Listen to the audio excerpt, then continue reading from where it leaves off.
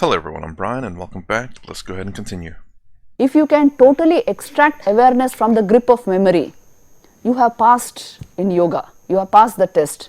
Don't think these are, it's only about lecturing and getting the knowledge of it. This is actually about doing. ये एक बहुत ही practical science है. अगर आप थोड़ा थोड़ा करते रहोगे, you will understand the relevance of these statements which we are making here. Actually, I missed this in the last end of the other video, but yeah, the first thing that she said about if you can extract the awareness out of memory, then you pass yoga. That is actually a very interesting statement, and I don't know if I can say I've done that 100%, but I have, in some sense, have now. There wasn't like I'm trying and it was success. It just happens, and then that's like what I'm saying whenever I observe my thoughts or when I observe my emotions or when I'm neither really, when I'm just, I don't know what I'm doing honestly, but it's just sometimes it's just in a sense not blankness, but just nothing's really disturbing me. I guess that's the best way to put it. It's not, I don't know whether it's blankness or anything. It's just nothing's disturbing me. Not my thoughts, not my emotions. I'm just in the moment. Actually, I wonder if that's what was it? I don't remember which Swami said that, but where you're so focused, you're super, is it focus or aware of just the moment, not affected by memory or anything. I've done that a few times. That's what I think I do more of than anything. Now, I'm not saying I do that willingly. It's just it happens. I don't know how to try to do that. It just happens, like I said. That, I wonder if that's something that I can focus on to do. I wonder if there's a particular yoga for that or something like that. That would be interesting. I don't know if there is or not, but that's one thing I noticed that I think I do. I will say that I'd like to try to do more of. Just have that hyper focus, memory and all that not really affecting me. These are just theory lectures which I'm giving you. The actual thing is to do it. If you are able to extract awareness from the thought process and memory, your job is done in a way. That awareness itself will teach you how to go further. Maybe it's not extracting awareness from memory, but more along the lines is that focusing and only being aware of what I need to be aware of. Perhaps maybe that's it. You know, in yoga, yogic sciences, we say, yogo yogena jnatavyo, yogo yogat pravartate. Yoga itself teaches yoga. Yoga itself will teach you how to progress in yoga. अगर ये simple चीजें कर पाओ, distancing yourself from the thought process and separating memory and awareness. So ये आप कर सकते हो, थोड़ा करके देखो. At present, awareness is entirely invested in memory. That is why only your thought appears to be real to you. Nothing else appears to be real. When you close your eyes, initially what happens? As if nothing else is there within. So we don't find any interest in meditation. But as you become more and more conscious, as the mind becomes clearer and clearer, the entire interest will be riveted within. Because awareness now suddenly means a lot to you. This is, ये change आता है योग के practice से, यही change आता है जीवन में. You know, there's a very beautiful story which illustrates this. It's actually a joke. One person was trying to search something in his garden. He was searching for a key in his garden. So his neighbor came running and said, "Did you lose your key here?" And he said, No, I lost my key in the house." Then he asked, "Then why are you searching in the garden?" "Because there is light here." This may appear very foolish to you. We are doing that. We are searching for our identity, our happiness, everything only in the sense world. Because we find light only when you open your eyes. अगर आंखें बंद करो तो darkness लगता है. इसीलिए you don't feel like doing this inner research. But through the practice of yoga, through training, अंदर आलोकमय ही आलोक है. अगर थोड़ी ट्रेनिंग हो मन के लिए, only this clarity, this light can tell you how to progress further. It's very, I was trying to find a good pause part. It's very interesting she stated the fact that only only in the light, only in the thoughts that we're so aware of. That's how, kind of in a sense, like that's how we're identified as. And it's and I just thought, it's like, I guess it's the very tangible things, and I don't mean tangible as in necessarily the things that you can touch, but things that you experience. And it's very difficult to experience just pure awareness without thoughts, because we're constantly in our thoughts. Without thoughts, we're unaware, even though there's awareness there. That's so interesting. That's so interesting. And like she was saying that about the house example, it made me think the fact that, yeah, because there's no light there, it means we don't search there. We don't believe anything's there. But because there's light in the garden, that we think things are there. But no, in fact, there is things in the house, in the blankness, the darkness of the house, like blankness. So we should put that blankness. And in the field, there's so much to see, so much to experience. But in the house, it's pure blackness. There's no light whatsoever. You're like, there's nothing there.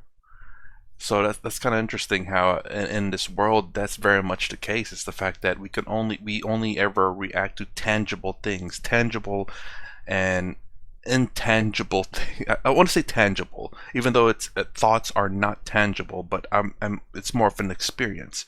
And I think that's the problem. So the experience is the things that we find to be real, and because of the blankness or awareness is because we have to experience things for us to be aware of things.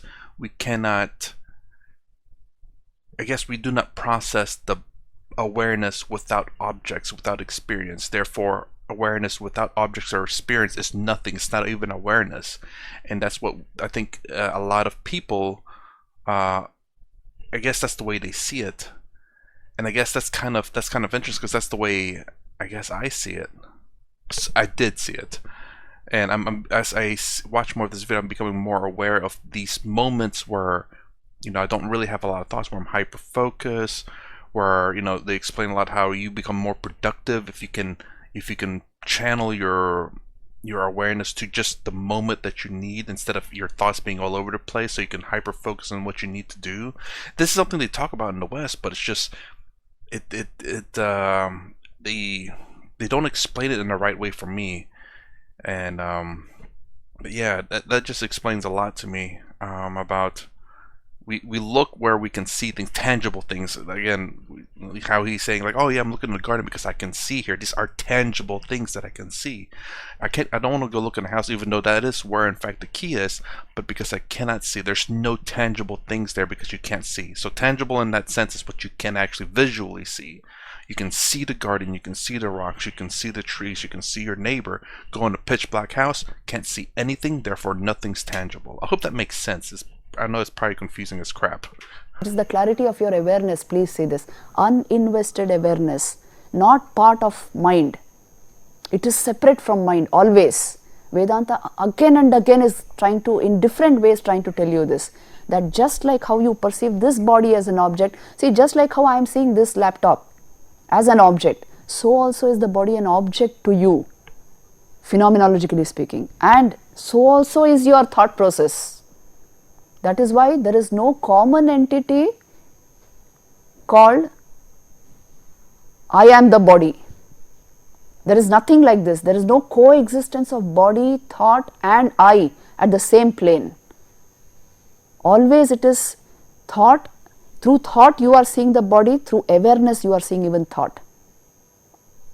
And that is why you are always separate from the body-mind complex. ये एक संभावना सिर्फ नहीं है, this is the reality about you. इसको संभावना करने के लिए a little practice in yoga is required. This is the actual fact about you. So this is the essential thing about the mind aspect of your personality, which Eastern philosophy made the main aspects of your personality, how they are covering. This is what I am introducing you to. This is a very huge topic, human personality. But यहाँ पर हम ऐसे ही study करेंगे because this is part of your syllabus. Now the third thing which you should know about human personality is, see, we have this tendency, why memory has been studied in so many ways, even in Western philosophies, for the simple reason it is the cause for your ignorance. an unpurified memory is the cause for your identification with the body-mind complex. See, constantly you are saying, I am the body, I am the mind, I am my thoughts, I am my emotions. इसको अन्योन्य अध्यास कहते हैं, which means the characteristics of the self are superimposed on the body and thought, and the characteristics of thought and body are superimposed on the self. Which means I say, I am fat or I am lean. The body is fat or lean, but I somehow join the I with that. So both ways the adhyas is working. That is why my concept of myself becomes just the body mind. So this fundamental error is due to superimposition, it is due to the confusion in our memory. If this can be cleared through the practice of yoga, what happens is you become more and more conscious. When you become more and more conscious, mind becomes absolutely clear. आप ही देख सकोगे आपका स्वरूप क्या है. I don't know if she's going to continue. I don't know the words, but I just want to bring up real quick a great example that Swami Sarvarpiyananda says about Sri Ramakrishna, I believe, or is it him? It was one of the teachers anyway, where he told a story. I don't know if it's true or not. I assume it is, where a doctor came to see. I think it's Sri Ramakrishna. Where he came to see Sri Ramakrishna saying, how are you feeling? It's like, I can't remember how it goes, but it goes along the lines either this or the other way, but it says, how are you feeling? And Sri Ramakrishna, oh, I'm fine. Or no, I guess like this. It's like, oh, the doctor asks, how are you feeling? It's like, oh, my throat's hurting. It's like, I said, oh, no, how are you feeling? It's like, oh, I'm fine, but the body's hurting. Because I think he had throat cancer or something like that. And it's like, it made me understand it now, especially when I said I am fat. It's like, well, the body's fat. So I was like, okay, so there's that disconnect there, and with that actually can help you in other ways, but I don't want to explain that just yet. But I see what that means now, and the fact that it went linked back to that story of what Swami Sarvarpiyananda says about, oh, I'm okay, but the body is in pain, or I'm hurting a little bit right here. Your awareness itself will lead you to the source of that awareness. It will not so easily get invested in anything because you refuse to identify merely with the body-mind complex. So that is why this study is so very important for understanding human personality. Otherwise, your sense of yourself will only be based upon what others think of you. Mm-hmm. If you don't have this level of research, this is what will happen. Your sense of yourself is only determined by what your family External says factors, about you. yeah. That also is secondary. What your friends say about you, what society says about you, how you appear. This will be your superficial sense of yourself. And so you are at the mercy of every single person's comment, every single person's idea about you. You have nothing by yourself to know about yourself. Only this kind of a subjective research gives you a sense of yourself completely apart from all this. And again, my gosh, this is some good stuff, because there are people out there who are very confident in who they are and who they are basically, and that any kind of, when people speak badly about them, they just walk confidently. They're unaffected by what other people say because they know who they are. It's some sense similar to what she's saying, but it's more along the lines of, this is the identities that I have for myself is who I am, and the identities that other people give to me is not who I am. That's the way a lot of Western thinks, who are unaffected by other teachings. The way she's saying it's the fact that it's similar to the fact that other identities of other people giving to you doesn't affect you, but you don't also identify as the things that are. You don't have an identity for yourself in a sense. You don't identify as those identities. You are who you are, and that's it. But this takes it one step further than those type of people who have an identity for themselves, and those identities for themselves are unaffected by the external world. Is one step in the right direction, but there's still another step that has to be taken for that, to completely remove identities. So by these people who have these identities, those identities can be broken. But if you do not have identities, then your identity cannot be broken at all. है ना? That is why this philosophy is strength giving. Vivekananda हमेशा ये बोलते थे, it will put you on your own feet. You have a sense of yourself completely independent of what others say about you or think about you even. Because you know the essence of your personality. So this is where this research actually leads you to. It gives you immense strength and clarity. The third aspect of your personality after the self and mind is the body. In most of these Eastern traditions, the body is considered to be a garment you are wearing and stitched together by your karma, by your thought and by your desire. These are the three threads you use to stitch this garment of the body. You know, karma, hum jo karma karte hain, that to a great extent decides the kind of body we get. And the experiences that body will go through and the lifespan of that individual. All of this is decided by karma. And then your thought mechanism. Right now you can feel it. If you are in a very stressed out state, it will tell on your body also. Isn't it? Your thought mechanism decides how your body is. And your desire. Oops, sorry. Before she gets to that, it's very much true. A lot of doctors will say that if you're very stressed out, you tend to become more susceptible to sickness and stuff. So yes, very much so. If you're naturally calm or happy, you tend to be less sick because your body's very well. But for some odd reason, if you're just stressed, even though there's nothing really stressing you, just because you're thinking of things, you weaken your defense. It's very interesting, though. You know, just to say that, oh, I'm stressing out, and all of a sudden you have a higher chance of becoming sick. Basic emotional equipment within you, your will, all these contribute to the creation of your body. So if you want the body to be at ease, if you want the body to remain healthy, you must take care of all this, the threads with which you have stitched up the body. It is not enough to consume a pill and consider ourselves to be healthy, isn't it? I'm sorry. Like I said before, again, Westerners or just people, again, I think this is more of a developed nation, developed city, developed whatever. It's so long as it's a developed, could be just a city, a town, whatever. I think they want quick fixes. I think that's what this world's about, quick fixes. You can definitely see that in America, and I'm sure you could probably see that in the Western world, but I just don't think it's limited to that there. I think it's very prevalent in these areas, but I think it's in developed areas where they want a quick fix, they don't want to work for anything. Aajkal na, it has become a kind of trend to try to be healthy through external factors, through supplements, by changing your neurochemistry. You tell me one simple thing. If you want to be happy and joyous, if you take an injection of dopamine, which is supposed to be your pleasure hormone, do you think you will be joyous if you take an injection of dopamine? You'll feel it. It's the neurochemical which is responsible, not the hormone. It's the neurochemical responsible for the feel of pleasure. Will a shot of dopamine make you happy? It will not. Unless your mind is happy, unless your thought is beautiful, peaceful. That is why I said you change everything through the power of your thought. ये आपको समझ में आया? ये point?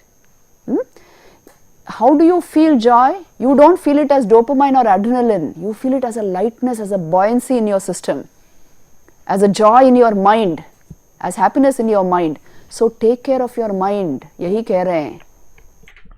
I guess that's a good point to point out that a lot of people drink and do drugs so that they forget their mind, they forget their thoughts. So the only thing that's left is the kind of happiness. That's all that's left. It's just their chemical of happiness, not because of a good thought or anything good going in their mind, or anything good going on. It's just the thoughts are kind of gone. They're blurry. Don't know what it is, and your body's just shooting you with dopamine or whatever it may be that's making you happy. So your happiness is coming from a drug, and that's the reason why a lot of people are, well, one is addicting for sure, and two, they use that as a crutch to get out of whatever's going on in their life for a temporary time. That is most important. How do you feel pain?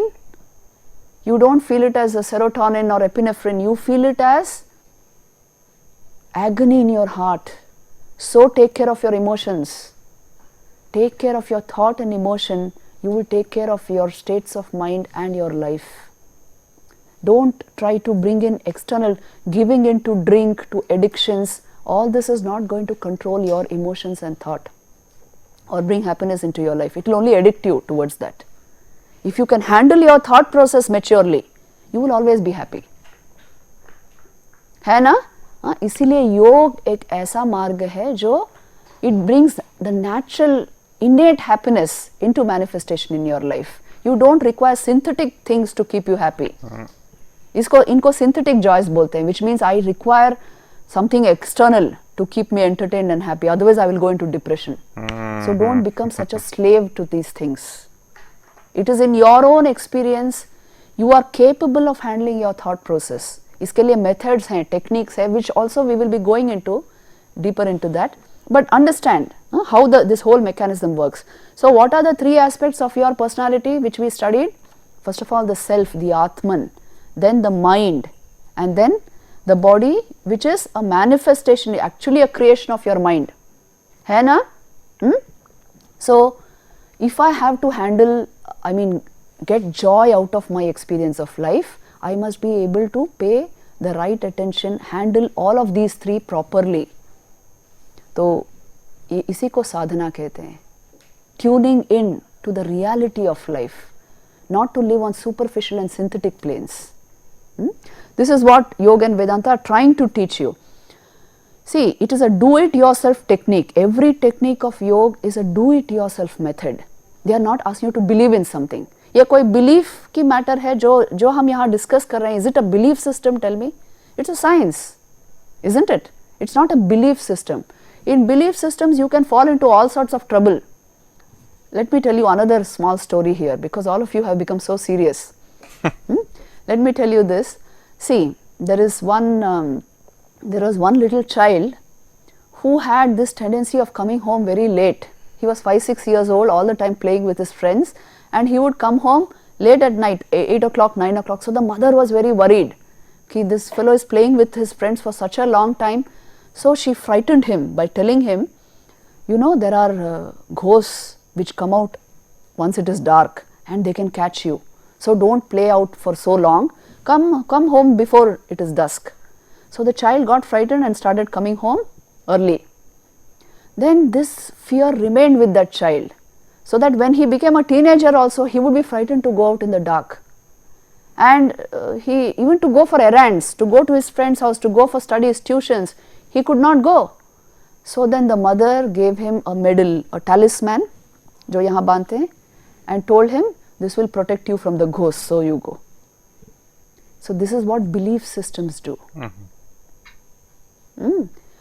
Creating a problem and then giving you a remedy for it. These are no belief systems. Yeah, that's true. These are sciences in themselves. It's a do-it-yourself technique. If you plunge into your own mind, you will discover all of this yourself. There is no need to believe. In fact, if you don't believe, even better, you will arrive at it by yourself. That's what I always say. Do not ever believe. And I've said this when I first started this channel, where I always say it's better you're either don't or do believe, like you're in the middle where you don't believe but you don't do believe. Wait, you start off neutral basically, or don't believe. Never start in the belief section. Always have a doubt or no doubt but no belief. I don't know how to describe that. The neutral area, I guess, is the best way to say. Always that or doubt on anything. Always do your research. See if it makes sense, but still do your research. Is it a fact that my awareness is apart from my mind function? Is it a fact that my thought is objective to my experience? Is it a fact that I am able to see the body and handle it as an object? Is it a fact that my memories can be cleansed? It is for you to discover it by yourself. यही मैं आपको कह रही हूँ. इसीलिए do that 5-minute meditation every day to get charge over yourself. Now we will move on to the second part of this theory lecture, which is on Western philosophy. What has it to say about the human personality paradigm, human personality structure? I told you it is essentially dichotomous, which means to say it considers body and mind to be the two aspects of myself, self, and what is called soul is actually the higher mind. Usually it is not that people have not discovered the self there, what we are calling the Atman, but this is the general understanding, a dichotomous personality structure. If you actually compare, let me show you a slide here which will help you understand this even better.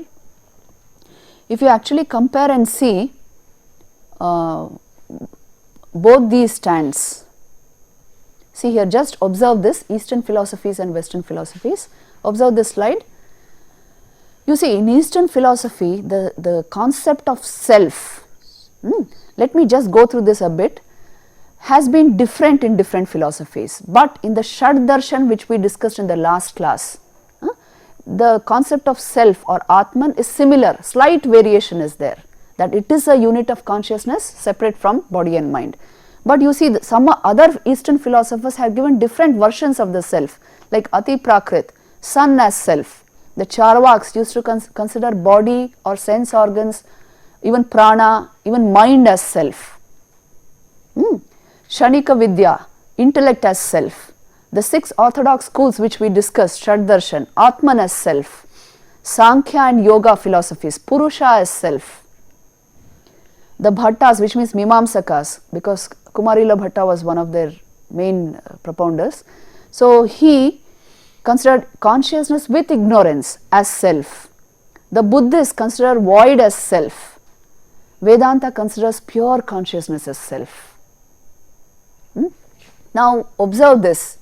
The concept of self might have been different in many of these philosophies, but the essential philosophies based on the Vedas, the Shad Darshan, they have very similar concept of self. Only the difference between self, Purusha and Atman, Sankhya and Vedanta was this: Purushas are many in number. This is how Kapila saw it. Consciousness, because it is individualized in so many, it appears as many, but it's an appearance. Vedanta, that's why that's the culmination of this thinking, Vedanta. It will tell you that it is one consciousness only reflected in different minds, so it appears to be different. So, similar idea of self, consciousness apart from body-mind function. This is the crux of the whole thing. This is the glory of this philosophy actually, Vedanta, pointing out to the source of your being, the real you. Now, in Western philosophies, you can see last time we discussed this Avicenna's floating man experiment, right? Which means if you cut off a person from all sensations, still he will have a sense of his presence. And that is why self-awareness is something there in the human being. The human being is essentially self-awareness. Sensations are secondary.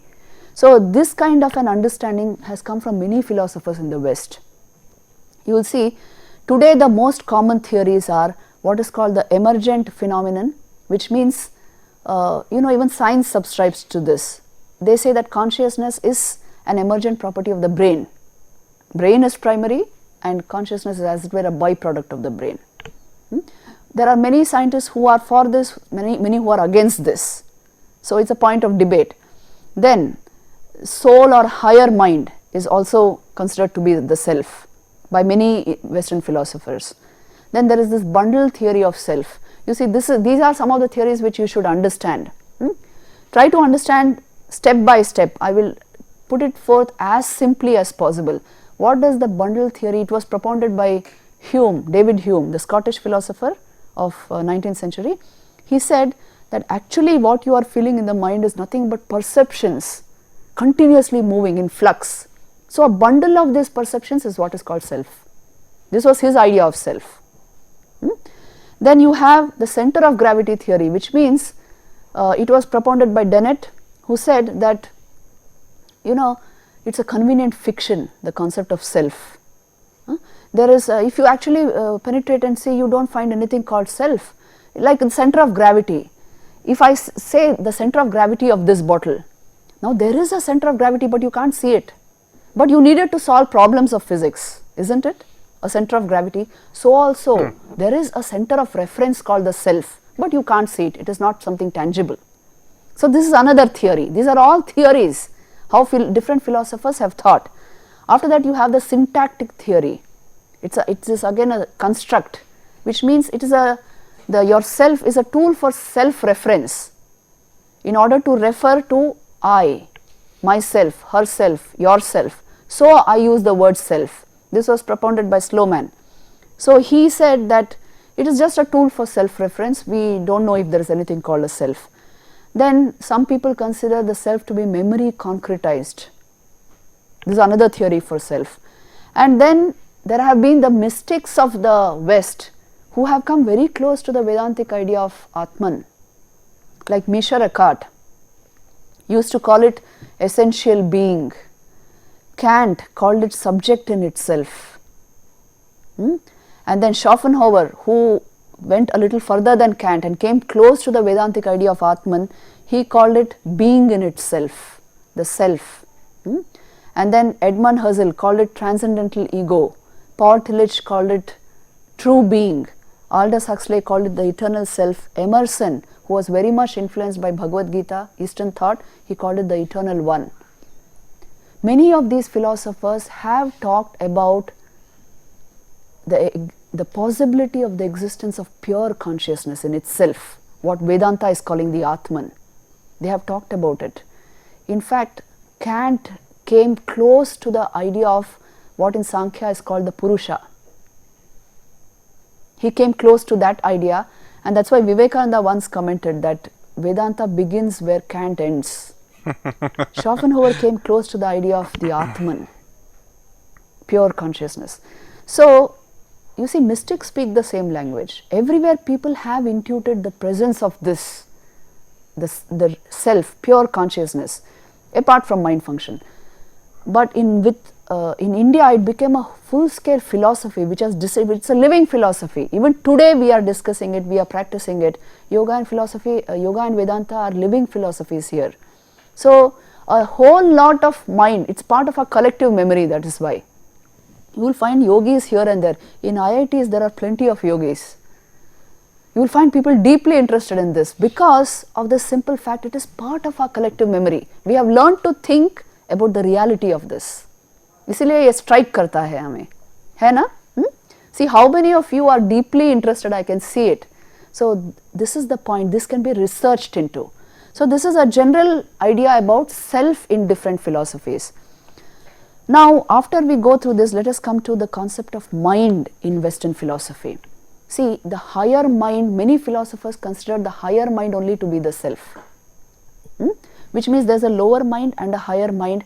A lot of psychological understanding came through these disciplines, the different branches of psychology, in understanding the mind. Just like how in India, the Patanjali Yoga Sutras, the yoga system threw enormous light on the nature of the mind, especially the functional classification of the mind, how it works, how to change thoughts, all of this, memory we discussed. So also in Western philosophy, a lot of energy has been invested in the study of the mind, and the contributions, I think you know something of it, of Freud, Jung, Adler, giving us the structural classification of the mind, the presence of the subconscious and unconscious. So all this contributed to the advancement of psychology in the West. And finally, they also came to an understanding, a very solid understanding of memory. They have exhaustively studied memory. You know, in fact, the self by some philosophers is considered to be a self-memory system, which means the self is nothing but self-images plus memory. And the whole understanding of memory, it is useful for anybody. It's a whole science in itself. See, let me tell you the understanding of memory in Western psychology. This understanding is important to all of us.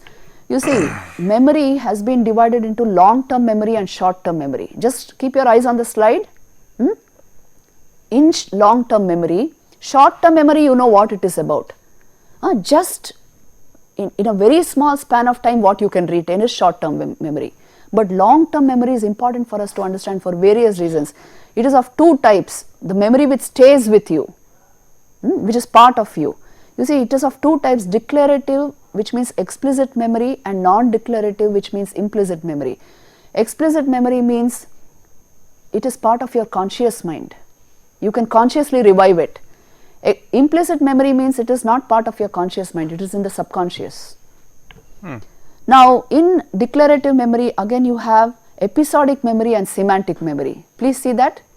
Episodic memory is events. Actually they are episodic means episode like snapshots of your personal past, you can say, which come into your conscious mind. And semantic memory means facts which flow in your conscious mind. Now this episodic memory is very important, both of these memories actually. Please pay attention to this. Try to understand what I'm going to give you some very important points here. Episodic memory are snapshots of your personal past which are available to your conscious mind. Now these snapshots of your personal past are very deep rooted. Even people with amnesia have a coherent sense of self and they can give you an autobiographical sketch of themselves. Only Alzheimer's removes this. So episodic memory is primarily your memory. Semantic memory is facts.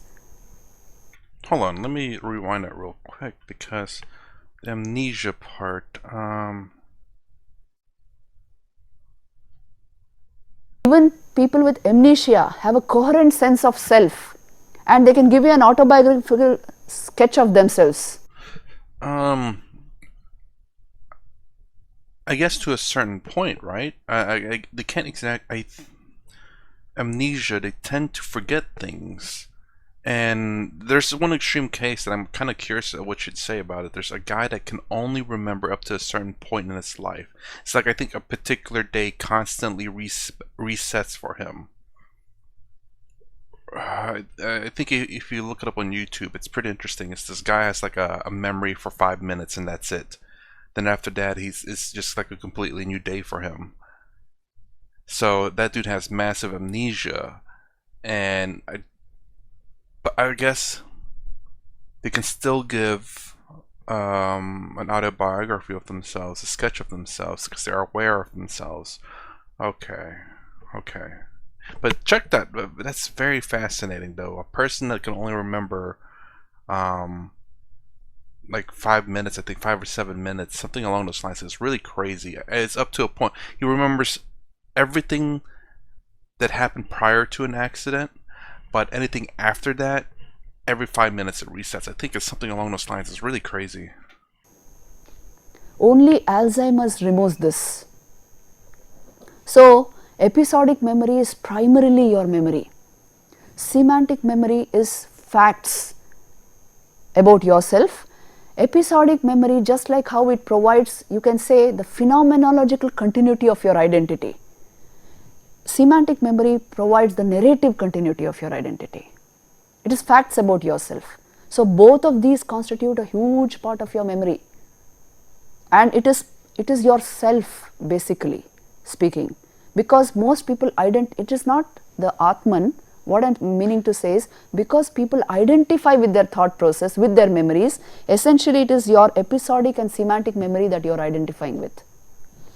So you see here, specific personal experiences from a particular time and space constitutes episodic memory, and facts, all the knowledge you collect from outside, world knowledge, objective knowledge, object knowledge, language knowledge, conceptual priming. So these form the essential part of your long-term memories. And the second thing is, in implicit memories, you have, see, they are not available to your conscious mind. You cannot recollect them just like that, but they will pop up in your mind. Go to the last bit there, all your skills, both motor and cognitive, they have become part of your memory, isn't it? Automatically you can do many things, like drive a motorcycle or change the gears of your car. Automatically it is happening. Why? It has become part of your memory system, part of your non-declarative implicit memory. Perceptual priming, conditioned responses, these are all non-declarative memory. Then habits and sensitization, all these have become part of your non-declarative implicit memory, a kind of long-term memory. So you see, these are all facts about ourselves which we should know in order to understand how our mind is functioning. Isn't this very interesting? What constitutes the you as the mind? What are the essential things which you should know? Is this bit, And after this is, of course, we have the third aspect of the human personality, body. You have the whole medical science telling you everything that you need to know about the body, how it is functioning, your neurophysiology, your neurochemistry, how is it that you see, mind affects body, isn't it?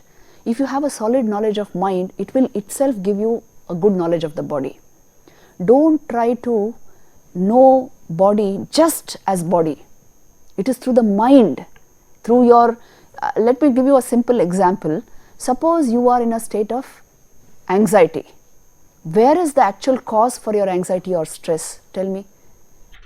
Some will say it's external, whatever it is that's giving to you is external, but it's probably actually, I think she'll probably say your memory, because whatever that external thing that's causing you to have it now is making you remember something in the past that causes that anxiety. So now anything in the future that resembles it will be causing your anxiety. So memory is the answer. A lot of people assume it's what's external at this moment. The root cause is in your mind. Okay. Just taking something in the body for the body will not remove the causal condition, isn't it? The cause lies in your mind. So even to change the body, even to improve the body, the health of the body, you require a certain hold over your mind. People who are habitually calm, very one-pointed, and people who practice a certain amount of yoga, you know, a certain calmness comes even into the body. A certain kind of ability to control your emotions, ability to remain still naturally comes into the body. Regulated breathing, these are all part and parcel. This is one unit, please see this, the body-mind complex, and you are apart from it. So if you train this unit, by itself it will keep functioning properly. But if we don't have enough knowledge of this, then, well, you need external things to keep the body and mind happy.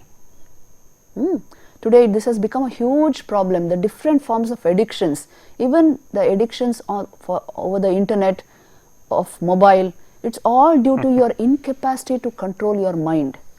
And no amount of training has happened to the body. So basically, that's the reason why you're watching this video right now, because you're bored. You got nothing else better to do. So you're watching some random guy on the internet watching another video on YouTube. That's YouTubeception going on right now. That's kind of funny though. But yeah, I mean, it's very much so. It's the fact that I guess your mind, yourself is aware of your mind, and your mind is bored. So he's like, I need to make my mind not bored. So let's go watch some video. You know what? That's what I do when I go to sleep. Kinda, I pop up YouTube or do something on the phone real quick until I get tired. So it doesn't quite affect me. You know, watching, either they say that you shouldn't be watching videos before you go to sleep. No, I get tired. Trust me. It actually kind of helps me go to sleep a little bit sometimes. I try to stay awake till I can finish the video real quick though. Not good. So it affects your bodily health. You know, people who are in depression, they sleep for long hours and they take all sorts of drugs just to keep calm. Tranquilizers. So ऐसी हालत क्यों होनी चाहिए? Such a precious human life we have, and you can attain so much through this if you only regulate your energies, discipline the body and mind a little, understand these basic facts about your own personality, and you can lead a glorious life. And with that one, there's something I'm seeing again in the Western world where people are imposing their own beliefs on other people, and if those other people are not believing in their own imposed belief, they feel hurt. So for example, I was like, oh, you must call me this. And if you're not calling me this, like, oh my god, I'm so hurt, you're a bigot, and you're all this and that because you don't believe in the same things I believe. It's like, oh, now I'm in pain and suffering because you don't want to believe in what I believe. So a lot of things are external thing must match what they believe for them to be happy. It's not internal anymore. It's everything is external. Again, very much that the Western world has got that down pat. External things make you happy, not internal. Don't get me wrong. There are some Western people out there who it's a mix of both, and and some have like internal happiness, where as long as things are going right in their life, they understand life. Again, it's not Vedanta in any means, but it's close enough to it. It's a lot better than what majority of that's out there right now, where it's all external, buying Gucci bags or dollar T-shirts. But yeah, it's all external factors that makes you happy. So this is why this is being given to you. Next thing, I don't want to go into the bodily aspects more because you have the whole of medical science giving you all the facts about it. But here we will dwell on one thing which you have to know. Philosophical perspectives on personality types. This is also part of your curriculum because see, there is a world of difference in thinking. These philosophical perspectives affect my personality, and in thinking, my personality decides the perspectives. If you just observe this slide, look at the first content of this slide, freedom versus determinism. Which means free will, each of these points which I've given 5 points there, they are huge philosophical debates which have been going on for centuries. What is the truth about human experience? Is it free will or is it determinism? Yeah, have you heard about this earlier? We had a huge session on this in the last course. Is man free to do what he wills or is everything preordained, predetermined? तो ये question कभी कभी हमारे मन में आता है ना. How will you solve this? It's a philosophical question. Am I free to do whatever I want, or are there forces responsible for my doing whatever I want to do? So I like the way Tadatmananda has explained it. He explained it in terms of karma as well. You have good and bad karma coming to you, and you have the free will and how you handle these predetermined things that happen in your life. If bad things are meant to happen to you, they will happen to you, but how you handle it is 100% your free will. There's things in the external world that you cannot control, so they're going to be predetermined in your life, but how you handle it is 100% you. Your free will to either push through it, work around it, or let it stop you. 100% you, 100% free will, 100% you. I said it twice. Or you can let those predetermined things stop you, and therefore you no longer have the free will to continue. Well, in a sense, you have a free will to just not do it, but you're in a sense letting it happen to you. So the answer to this is, if a man is fully conscious, he is free. Otherwise, there are external and internal factors which are responsible for what you will do. So it is a predetermined thing. So if you have made yourself conscious, not compulsive, if you have moved away from compulsive habits, made yourself conscious, yes, free will is there for you. So you see, the personality affects the perspective, and not exactly that the philosophical perspective is affecting the personality. This is the great glory of the yogic sciences. It makes you independent of everything.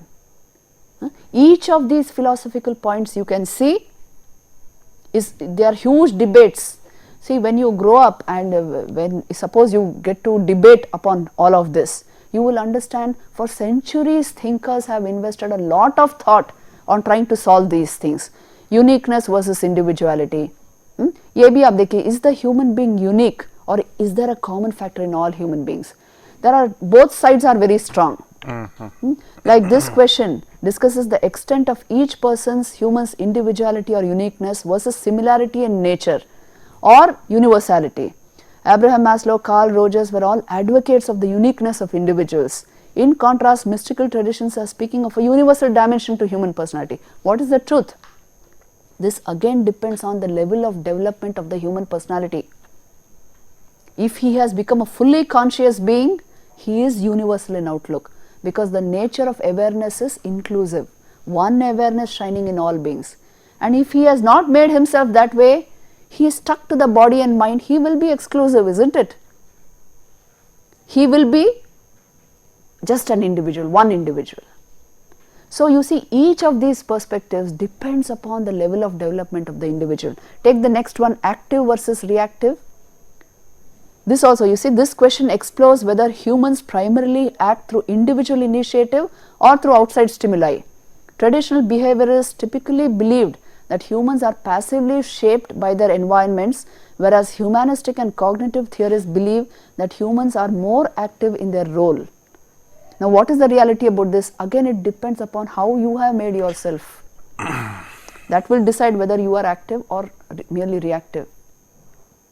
So also optimistic versus pessimistic. Again, it is a condition of your mind. I'm a realist a little bit on that. Realist, optimist. I guess you could say that. What is the nature of the mind you have developed? Nature versus nurture. This is also a huge debate in educational circles. And the last video I said that, I think I got it mixed up. Nature is how your genetics as a human will develop you to be, and nurture is how your parents and your culture develops you to be. I got it mixed up in the video I was talking about that. Whoops. Again, what you see, if you are strong enough within, if you have created the right sanskars, what comes to you in the form of external stimuli will be secondary.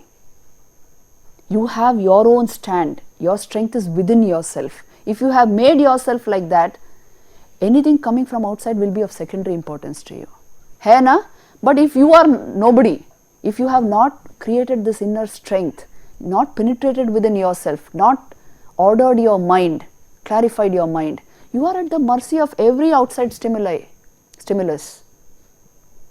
And that is why then, you see, the joint influence of outside factors on you.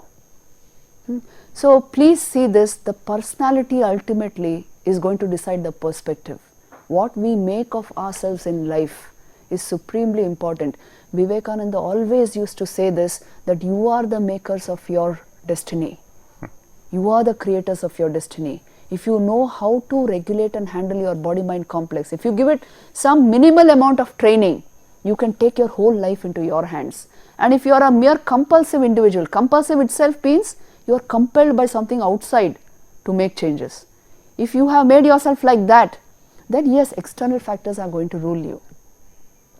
So development of human personality means essentially this, not polishing merely the surface, developing your mind, your higher faculties, developing this higher intellect dhi, which is able to understand all of this, and developing, growing in self-knowledge, knowledge of the real unchanging you. If you take this as the scheme of development, then I can tell you, you will make a glorious human personality. A personality who will contribute greatly to the advancement of everything in this world, and bringing great happiness to yourself also, great success in your own life.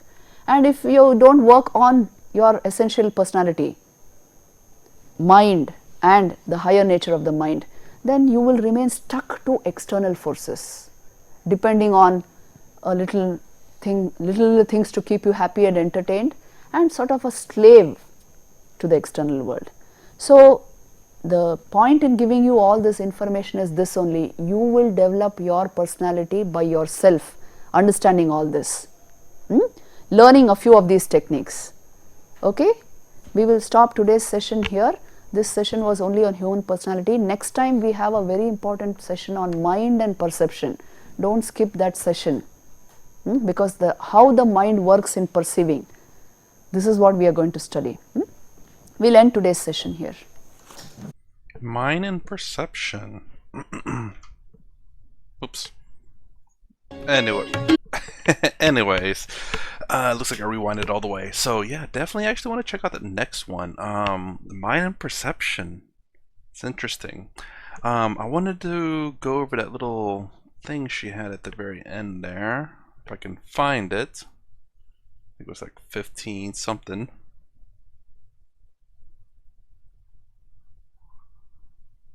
Or maybe, I don't know, maybe, no, there it is. Somewhere around here. Make sure I don't, there we go. And take off CC real quick. Freedom versus determinism. That's something I talked about in some other videos, that I think it's a little bit of both. And I talked about, again, a little bit in here, where I like Swami Taramananda's version, where there are certain things that are going to be determined in your life. Your genetics, you cannot change that. Eventually, science may be better too, with a lot of science stuff. But there's going to be certain things deterministic in your life, and you have the freedom in how you handle that. I absolutely 100% agree with what he said about that. Uniqueness versus universality. I think both is very much true. I think, like, liking the color blue is unique about me, but it's also a lot of people like it. So it's universal that there's a lot of people that like it, and unique in terms of the fact that how does me liking the color blue make me unique? Well, it's more than just that one attribute. It's what I like to eat, what I like, how long I sleep. All these little different variations that I do makes me unique. But if you take out just my favorite color, that is not unique to me. But the combination of what I like in terms of color, what I do, how I act, all of that makes me unique as an individual. Active versus reactive. Obviously, hopefully, again, it's always, all these is always going to be somewhere in the middle. Obviously, you want to try to be active. You can try to prevent some like bad things in your life if you can, and they're going to be. I guess this kind of goes back with freedom and determinism.